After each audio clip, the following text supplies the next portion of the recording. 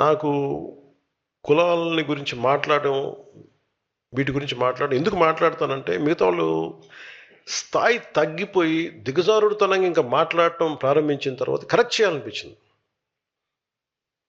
ఒక జబ్బుని గుర్తించి జబ్బు కోసం మాట్లాడేవాడు.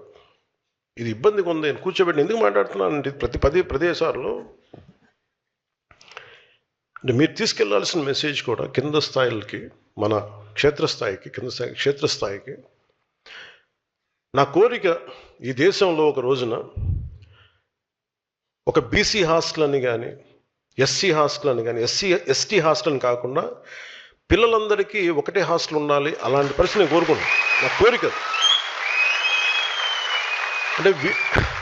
అంటే ప్రభుత్వాలే సంవత్సరాలుగా, దశాబ్దాలుగా పిల్లలు మనం చిన్నప్పుడు మీరు ఊహించండి, మీరు ఒకసారి వెనక్కి వెళ్ళి చూడండి. మనం ఆడుకునేటప్పుడు, మన స్కూల్కి వెళ్ళేటప్పుడు మన ఫ్రెండ్స్ ఎవరు, మనం ఎప్పుడు ఆలోచించు. ఓట్లకి రాగానే అన్న ఆ వీధిలో అన్న మన దళిత సోదరులు అన్నా నమస్కారం పెట్టండి అన్న ఇటు ఇల్లున్నా మన కాపు సోదరులు అన్న ఇటు దండం పెట్టన్నా అన్న అటు మన విశ్వకర్మ సామాజిక వర్గం అన్న ఆ సోదరులకు దండం పెట్ట అన్నీ విడగొట్టి మాట నాకు చిరాకు ఉంటుంది ఒకసారి వినటానికి. అదే నేను కులాలను బేస్ చేసుకుని నేను లేను. మేము రాజకీయం అంతా అలాగే నడుస్తే నాకు తెలియదు.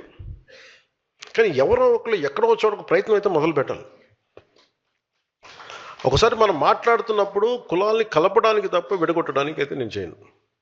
ఎందుకంటే నేనేమంటానంటే ఎవరి కాస్ట్ ఐడెంటిటీ నేను మార్చలేను, నాకు తెలుసు అది.